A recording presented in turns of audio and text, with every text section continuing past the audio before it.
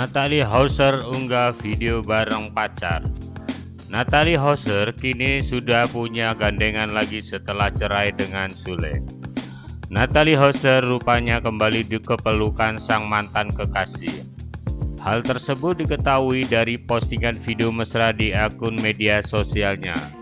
Terlihat Natalie Hauser membuat video TikTok bersama pacar barunya tersebut.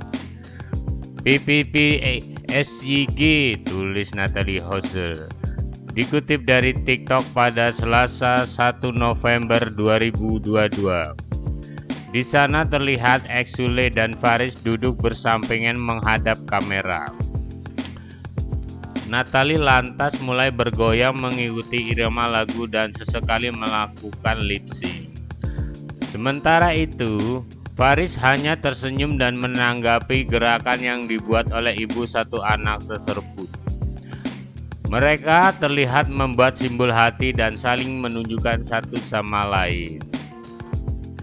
Di bagian caption, Sule tidak banyak menuliskan kata-kata sayang. Unggahan tersebut pun langsung dibanjiri komentar dari netizen.